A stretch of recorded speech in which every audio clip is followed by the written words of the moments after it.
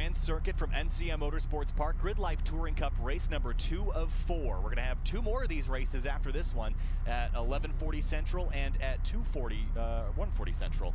I think I was texting my parents in Eastern earlier to make sure that they were keeping an eye on. I also told my parents in Eastern. I hope they figured it out. Time zones are silly. So the pace car is going to roll off a very apt pace car here for the National Corvette Museum, a brand new C8 Corvette. I think that's Jeremy Boysen's C8 Corvette. Yeah, and you'll see Jeremy Boysen out here in a RX-8 or a RSX with a Mugen livery. Looks fantastic, has a NASCAR spoiler in the back. Super cool car. So, pace lap beginning here. Let's run through our starting lineup. On row number 1 is the 212 out of the ASM camp, Andy Smedgard, alongside Jeremy Swenson at number 30. Row number 2, Eric Coutil going to be taking the inside into turn 1 alongside Aaron Lichty. In row number 3, Luke McGrew in the number 5, and Emil Tabb at a winning formula starting in 6th. Row 4, Todd Cayley along Austin Hurdle. Row number 5, Rob Manicheri, the number 325 winning formula car. John Allen in the number 33 starts 10th. Row 6, Andrew Rains, followed by Chris Adams. In row number 7, Ron Solomon out of ASM with the 777, alongside Wes Penn at number 113. He starts 14th. And then we have Jeremy Swenson and Marcus Littell in row 8. Jeremy Boysen in 15th there. Eric Jensen in 17th will start alongside Scott Bowling in a 2010 Porsche Cayman. Behind them, Joel Morrison, Dustin Barty in the number 73, Bo Adams, Josh Rubenstein, then Scott Robertson, George Kustenbartis sharing row number 12, Craig Moulton in the number 25th position, alongside Eric Meadows, Ryan Zupanchik in 27th, Yo Kutla in 28th, then Freddie Asunkow, Bill Griffin, Nick Sarter, Sean Smith, Max Liebenberg, Tom O'Gorman starting 34th, and Jeff Presson, Will Leahy, and Dusty Michael rounding out the rest of the field. You see that blue car, Vanny Smedgard out front. A new build we discussed yesterday. It was rocket ship fast.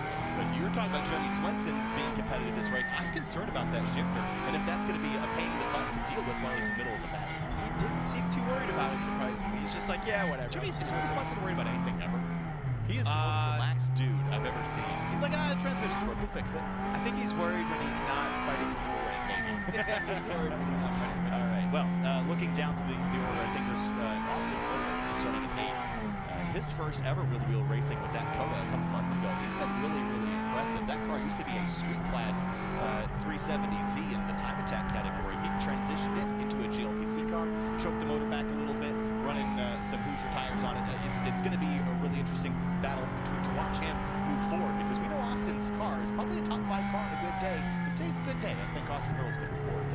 Yeah, and also from what we've seen just from the strength of Jeremy Swenson's car, the heavier, high horsepower cars seem to have an advantage here at NCM. Not particularly just in pace, but more of the raceability of it. You know, there's a lot of digs, and the power helps get out of those. It helps cover up mistakes, and it helps you get overlap into key corners that you can actually pass somebody here at NCM. It's a very busy racetrack. Passing is tough. I love this drone shot right over the top of the field. This is so cool. As we work our way through and towards the back sector of the racetrack, we're going to have a 15-minute race. The finishing order of this race will set our grid for race number 3 in under 2 hours. So like we said, if you want to take a risky move, go for it. But if you break something or break your car or somebody else's, you don't have a lot of time to fix it. So be careful. Yeah, it's almost a bit of an endurance race that's just chopped up twice in the middle of it. Yeah, 3 little mini stints separated by a couple hours of, oh man, I gotta fix this. Kyle, when you're the driver and you see the drone flying, like getting footage of your car, it feels really cool. I haven't had that experience yet, DJ. It feels cool. I'm up here because I'm not cool enough to drive a race car down there yet. Maybe they'll fly a drone over to our tent. Maybe. And show us getting nerdy on the mics.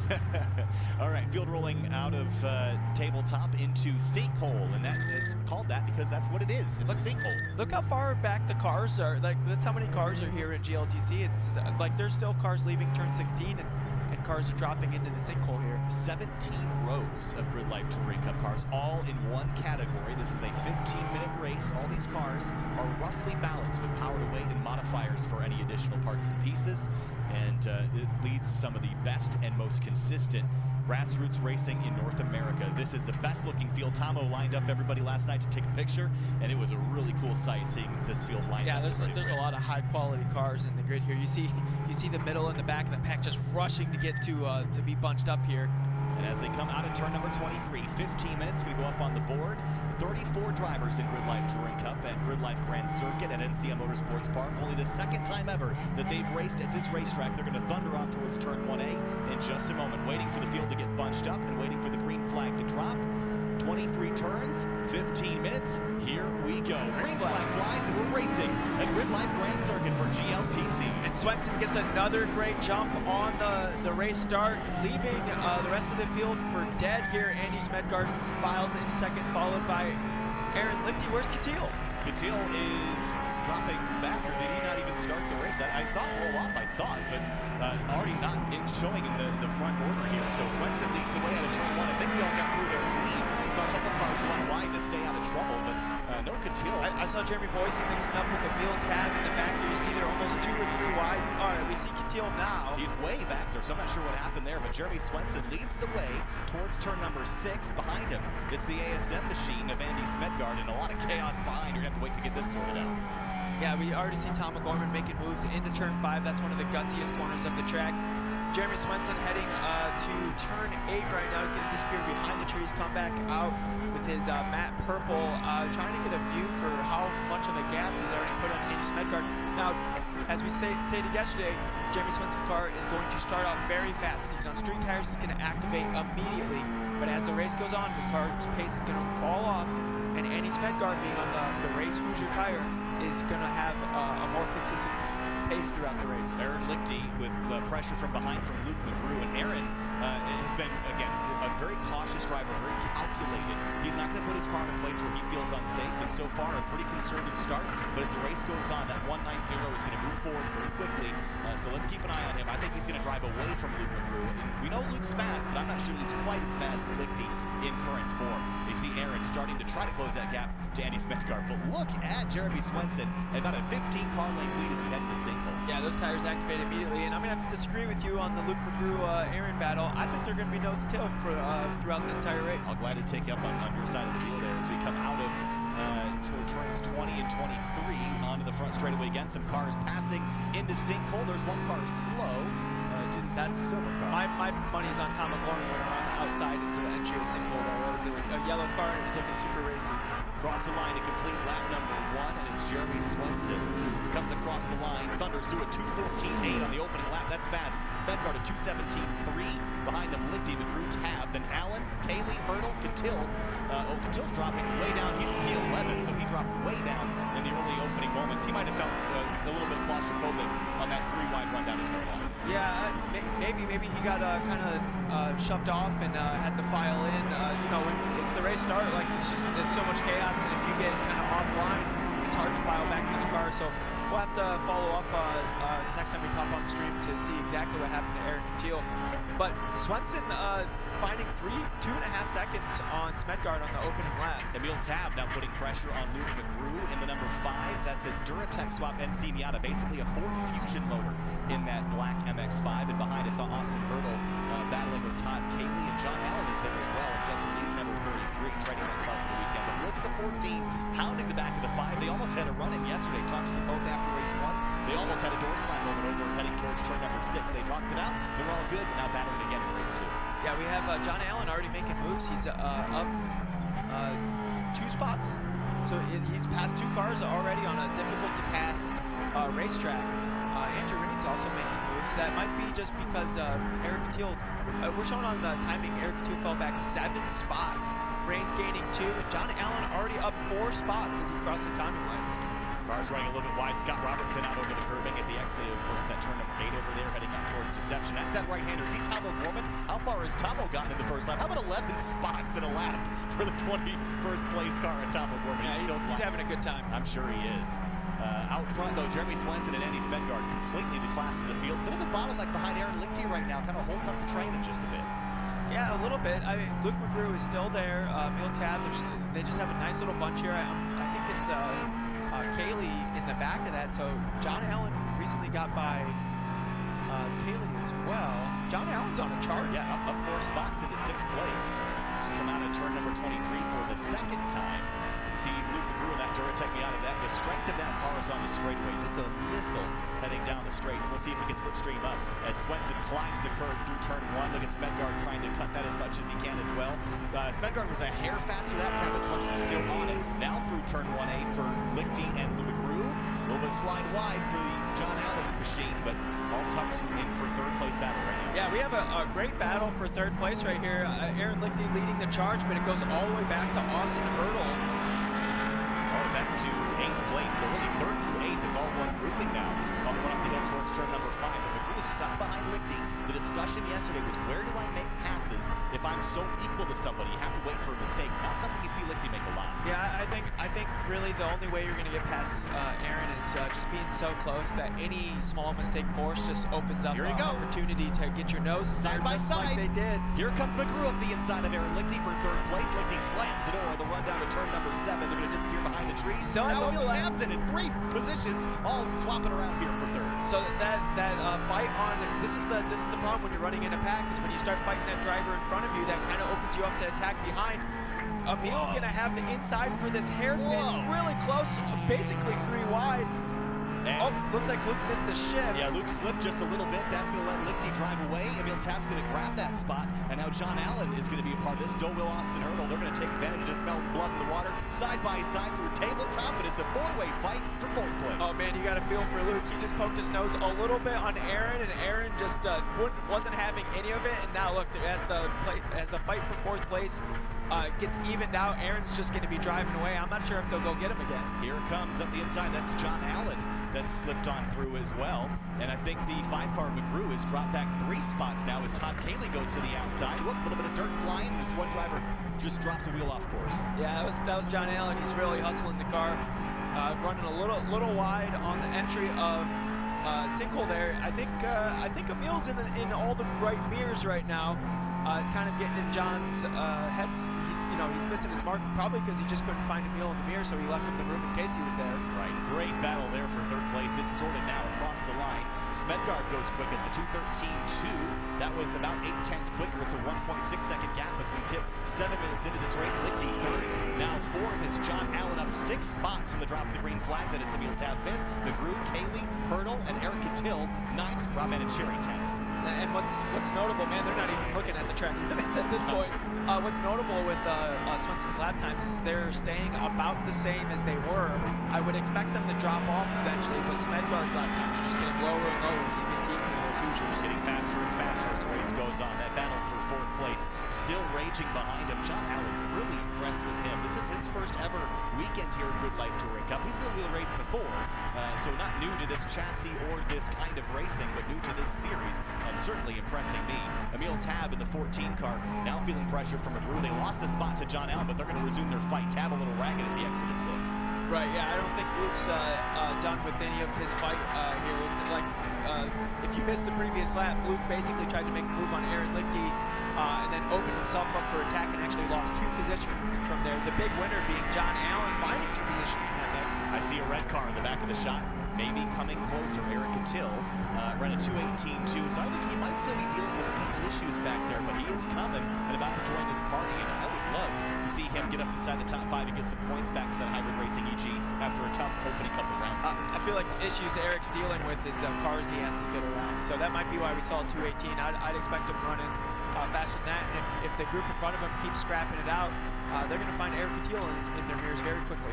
Sure are. Emil Tab now, again, feeling pressure from Luke McGrew. There's the 8 of Colton Wade. He's backed this off. This is over, I believe, at the exit of turn. That might have been turn 3. The 8 of Colton Wade was fighting issues yesterday. They had a pedal box issue that they spent all afternoon working on. Yeah, the way his car was angled, yeah, that was turn 3. The way his car was angled, it makes me feel like the car looped around on the brake. So maybe still having some pedal issues, and the rear bias is a little too high. Yeah, the Brewdog number 8 will get back rolling again. Here he's back there for the lead. 9 minutes in. Jeremy Swenson starting to drop off the pace. Andy Smedgard chasing him down to the ASMS 2000 through turn 1. Huge strike for Andy Smedgard. Out of control over track limits. Back on course. Battle for the lead in GLTC. Smedgard pushing extremely hard. Jeremy Swenson's bringing out the ragged dog in Smedgard. That was all hands and elbows inside the cockpit there. Now, Smedgard has caught Jeremy Swenson, but he still has to get around him. Getting around him is very tough, especially when Swenson pushing over 250 horsepower, and Smedgard is under 200 horsepower with his K20 swapped S2000. Catching him is one thing, passing's a different thing, but he's there. Into the twisty bits now. Smedgaard chasing down Jeremy Swenson, a build that he just brought to Coda and was immediately successful, but Smedgaard, this is an even newer car for him, and now they're going to come towards turn number 7, and nose to tail, battling for the lead, a Corvette versus an S2000. This is the meat of GLTC. This is the best stuff ever. Bread and butter here at NCM Motorsports Park. All right, out of the hairpin, Swenson should excel here. Up through the gears is that transmission swap going to be an issue. No, it's not looking to drive away on the climb up the hill, but the twisty bits, the far side of the racetrack, that's where Smedgaard's car is going to rotate better and close back in on Swenson. But look in the slipstream now even, he's keeping that gap 3 or 4 car lengths. So Smedgaard looked like he got a better exit off of the hairpin, but he had nowhere to go with it because the next corner is Deception, and Swenson's going to have that straight line speed. I'm not entirely sure how Smedgaard gets around Swenson right now if Swenson doesn't make a mistake. Now, here he goes. Now, Jeremy is relatively new at GLTC, or at just wheel-to-wheel racing in general. Oh, he got by. Swenson lifted, I think, and the ASM car was able to get on by. A little bit of a bobble through turn 19. Yeah, what I was going to say is I wonder if Swenson realizes the strength he has in the position and the car that he's racing, where he doesn't have to run fast laps to keep him behind because he's already going to be running slower due to the street tires. Oh, lap traffic is going to slow down Andy right there on the run on the front straightaway. Will we get white flag this time by? There it is, white or blue flag there, not a white. There's another flag. The white. Final lap here in GLTC, and Swenson's still there, but Smedgaard is through to the top spot here as we get the 1 to go. No, I mean, if anything right here, Swenson should just be saving his tires for the following races. Swenson's car has hit its peak. What I was saying is, oh man, this the lap traffic might bring him back into it, but I expect the cars to basically stay out of the way. I don't think Swenson's going to catch Smedgaard, but I wonder, our camera cut off right when the pass was happening, so I'm not entirely sure what happened between Smedgaard and Swenson. I wonder if Smedgaard just kind of sent it up the inside and Swenson folded. Behind them, look at Luke McGrew on the back of Emil Tab on the run up to turn number 5. This could be a good fight. Todd Cayley's joining it as well in 7th. Eric is getting closer to that pack, but with the last lap, I don't know if he's going to be able to get anything done there. Still a chance for some passing to happen here. You see the race leaders make their way over the crest and down the backside of the course. And Andy Smedgaard again showing his talents in his builds and his driving. He almost looped that car with 2 laps ago and managed to hang on to it. That was an impressive drive. I mean, Andy Smedgaard also has a drift car, so he was just showing all of his talents. Huge curb hop through Deception there. Not the fastest way, but great for some pictures. Absolutely, running down the hill now through tabletop. And Swenson again probably knows that at this point it's a concession. Look at this. Luke McGrew has a look at Tab. Tab goes slightly defensive on the run up the hill. And oh, that's tight for Eric. Oh man, that was sketchy around the outside of Will Leahy, I believe, that number 93. But that battle's going to get real interesting on the run down to turn 16 here, DJ. I think they might have a chance to swap some spots. I mean, the lap traffic there from Will Leahy really caused a bunch of chaos there, but it looks like it's already kind of evened out there. Some more lap traffic with Colton Wade and that BMW that had that spin in turn 3. It looks like he's kind of letting everybody. Eric Catil keeps getting the short end of the stick here. I don't think he's going to be able to make a move before the end of the race. I don't think so either, but on the front straightaway, Andy Smedgaard and the number 212 getting the doors blown off by Jeremy Swenson. The first couple laps, slides and comes back to win race 2 of GLTC here at Gridlife Grand Circuit. Swenson will have to settle for 2nd. Aaron Lichty, who should be a pretty lonely 3rd, but here comes John Allen. What a drive for the number 33, up 6 spots. He's trying for a 7th here at the stripe, nose to tail as they come across. It's Lichty 3rd, John Allen 4th, and here comes Tab, McGrew, Cayley, Hurdle, Catil, the top 9. Rob Manicherry 10th, and there's a bit of a drag race back here, and that will be, looks like 11th place. Andrew Rains, Chris Adams 12th, Joel Morrison 13th, Jensen 14th. And next car's across the line, Boysen in the number 99. And where is Tom O'Gorman going to finish? Looks like P17. 15 spots gained for Tom O'Gorman. That's the most of anybody in the field by 3 times. Yeah, to me, more impressive. John Allen found those 6 spots, and I mean, you think about all the drivers he got past. He got past some of the most winning drivers in GLTC, and was catching Aaron Lichty. Yeah, what a phenomenal race, though. We had a great battle for third and fourth, and then the lead scrap, which I would love to go back and watch again, Andy Smedgaard's slide. But that's Tom O'Gorman again, fighting issues all weekend long. This car blew up back at NOLA round 1 of 2021. They put this car back together in basically a week and a half before this round. Came down here very untested, had issues in race 1, charged through the field in race 2. So race 3, Tomo is my pick to at least get a top 10. He's going to continue his charge. I mean, looking at his lap times, he should at least end up around where Rob Manicherry is, Andrew Rains kind of area. These are just the last lap times, so depending on how people were fighting. But Tom looking comfortable into the 17s. Yeah. So we should expect him to climb a couple more spots into race 3. Again, race 3 is you grid by your finishing position in race 2 right here. They're probably giving each other thumbs ups. Or middle fingers. Probably thumbs up. It's GLTC. Well, they had a good fight there.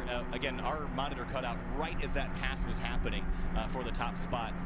So you probably saw stuff that we didn't see. But it could have been a mischief from Swenson trying to get back into third. I think what happened was Swenson just tracked out a little bit to arc into turn 18, and the door just opened, and Smedgaard just jammed it down the inside, and it worked. I'm not sure if he was close enough for that to happen, though, because he was so far back.